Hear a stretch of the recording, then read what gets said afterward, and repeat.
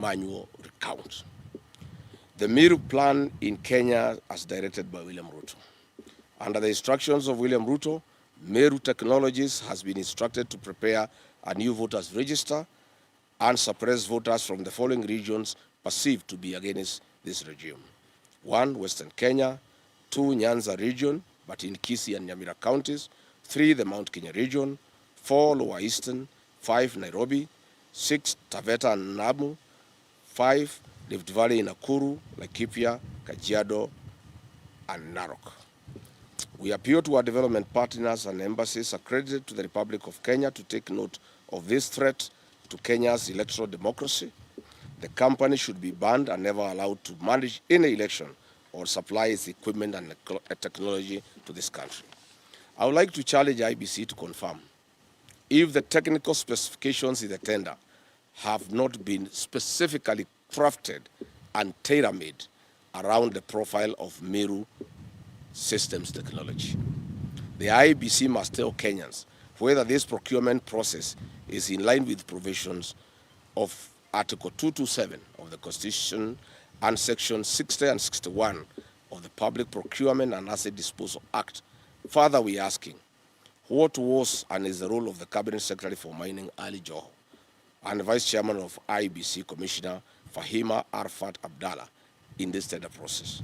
Can IBC produce documentary evidence showing who drafted the technical specifications for tender number IBC/OIT/01/26/27, including all internal committee meetings, technical working papers, market surveys, approval records, and explain why the specifications mirror the capabilities associated with a single supplier identified in the market, rather than being expressed as performance-based and vendor-neutral requirement. Before publishing the tender, what market analysis did IBC undertake to establish the multiple qualified manufacturers or system integrators could realistically satisfy every mandatory technical requirement, and how many suppliers were identified as capable of meeting the specifications without requiring exceptions or waivers? How come and why did the IBC formulate mandatory experience and qualification requirements that absolutely correspond with the operational history of Meru Technologies, instead of adopting proportionate, objective, and outcome-based eligibility criteria as required under the Procurement Act?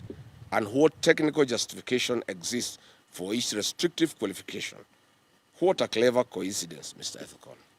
How come and why does the tender document contain numerous provisions requiring IBC to insert, specify, or determine technical standards later, which stimulously imposing rigid mandatory requirements elsewhere?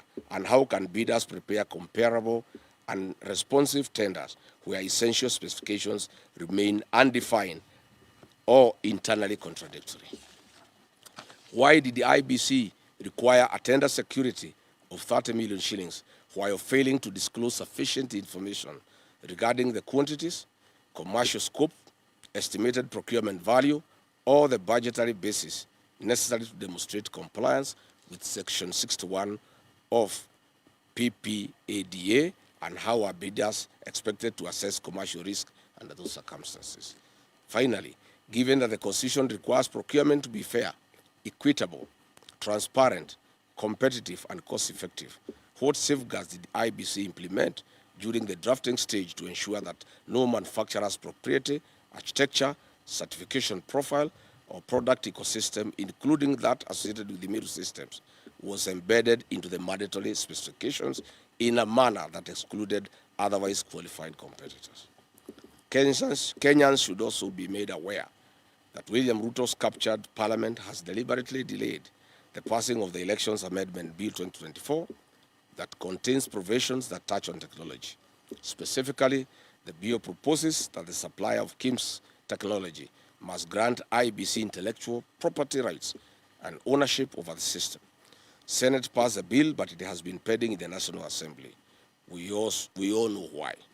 It is also not lost on Kenyans that recent changes in the ownership of Diralu Kenya Limited is directly linked to the ongoing electoral fraud that will be deployed in August 2027. LOLWE Kenya Limited is a security printer with the technical capacity to print election materials locally.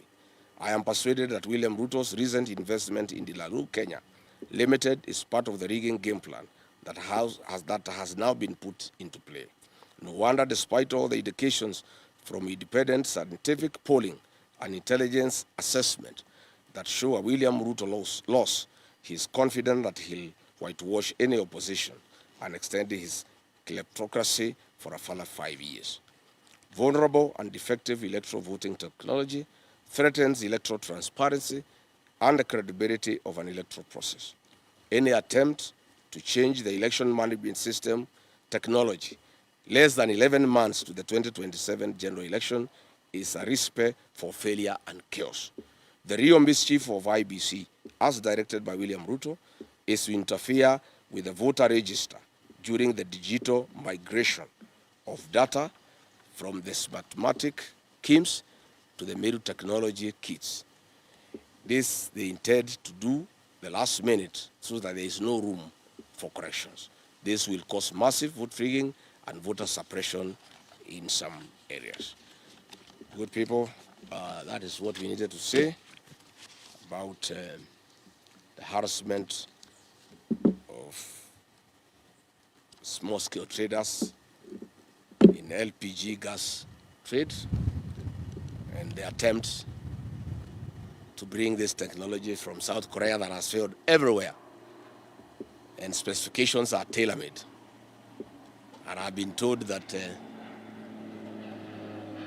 the technology will cost 6.5 billion, up from the 4 billion the current system is charging, creating a 2.5 billion bribe to the IBC commissioners and their cronies. Kenyans must resist this. Finally, I want to say, I want to go to Kikuyu constituency. The last time I was there, Kimani Ichung'wah unleashed violence on the people of Kikuyu, and the police were part of that violence. I'm told Kimani Ichung'wah was having a meeting this morning at 5 a.m.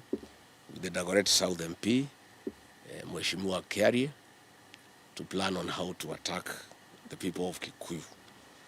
I want to ask the Inspector General of Police, Douglas Kaja, to provide security to that meeting, and his officers should not be part of violence that, as they were last time. In fact, after goons were unable to attack our meeting the last time we were in Kikuyu, it is the police themselves who attacked our meeting. And I've been saying police have become goons. Kikuyu police station is a scene of crime. The OCS there, Mr. Mulwa, is a chief goon and works with Kimani Ichung'wah to cause violence against the people.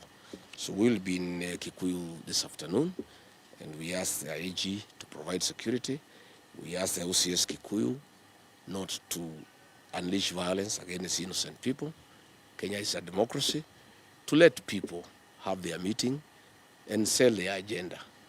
After we leave, Kimani Ichung'wah can have another meeting tomorrow or the day after and sell his agenda. And you know, Kimani Ichung'wah is also very busy. Coercing my church, the PCA, to go and meet William Ruto. He is trying to organize with the Secretary General of PCA 2,000 church leaders to go and meet William Ruto at State House to take bribes. They want 300 million to pay some loans the church owe, and each participant want to be bribed with some 20,000 shillings. So instead of raiding our meetings, you know, take time to work on the PCA delegation. Go and, you know, mobilize PCA church leaders, take them to State House to be bribed. And we asking our PCA clerics as a member of the church, please just go and take the money. The matter is there. We as members will not be persuaded by yourself that even if William Ruto through bribery persuades you to back him and to support him, we as members of the church will not be moved, will not be persuaded. So good people, I want to thank you for coming. I know we were with you yesterday. I did not give this information because I didn't have the full details, especially on the IBC. It was very, very critical that Kenyans know exactly what is happening. So I want to thank you for coming. And I'll see you when I come back after a while. In the meantime, muendelee to tell Kenyans what is happening. I'll be off completely myself. Viongozi wamejaa inchi. Wakave vizuri, waeleze what is happening. Our Secretary General here will hold brief for me. When he calls you, please come so that he can keep the fire burning and we can continue telling the people of Kenya what is happening. Asante sana. You want to add something? Sasa? Yes. Yes.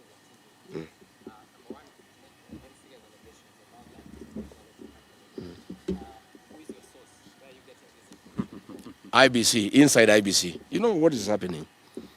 Emmanuel. And you have noticed, Kenyans are very patriotic. That is why Rigathi has a lot of information.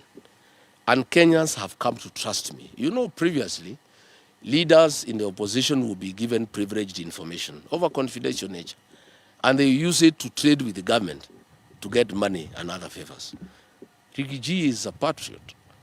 Any information given by the people of Kenya, I give it to the public, and it has helped to a great extent to stem some of these excesses. This information has been given to me by officials within IBC. This tender was tailor-made. The specifics were made in a way, the specs, that nobody else can win this tender other than this South Korean.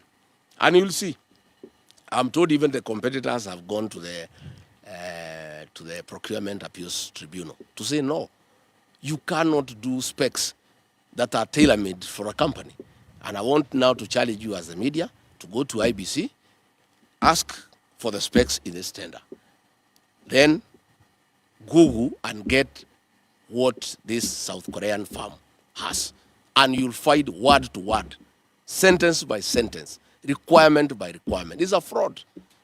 And I want to thank IBC officials who have looked for me, great patriots of this country, who don't want anybody to mess with this country. And they are saying it is not possible to have a new system within the remaining time of 11 months. When do you do digital migration? When even tender now has been not been awarded. By the time it is awarded, they come, digital migration. The elections are here. There is no time to interrogate. I want to recommend that the current system of smartmatics be retained, because already they have the data, they have the experience, and we have seen them do elections. I saw in Olokalao. The system was quite okay. I don't think we have a problem with this system of smartmatics. But it is not possible to have a new system to manage our elections between now and the election, 11 months. Because they'll have to migrate the data from Smartmatics to the new company. Why do we have to get data from a company that is already in the country and give it to a new entrant? What is the gain? They have already done the donkey work. They have all the data. They have the voters register. Why do you want to move that data to a new company? That is where the mischief is. They want to interfere with the voters register, especially in areas where William Ruto has been rejected. I've read the areas where they want to interfere. And they are working with PS Raymond Omolo and Belio Kipsang, who are the custodians of IDs and the data of people who are registered to be Kenyans. And that is where there is mischief, and will not agree. And I want to thank the IBC officials who brought this matter to my attention.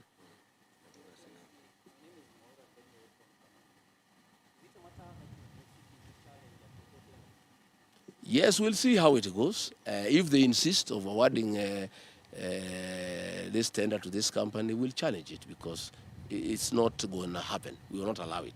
Because it's totally absurd. And you can see the intention. It is clear that it is, and this is a company that has failed in every country they have been. So why do you want to bring failure from other countries to Kenya? We cannot accept. Thank you very much. Nafikiri hiyo inatosha. Ndio.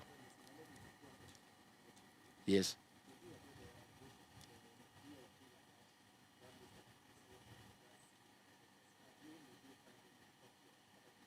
File to who?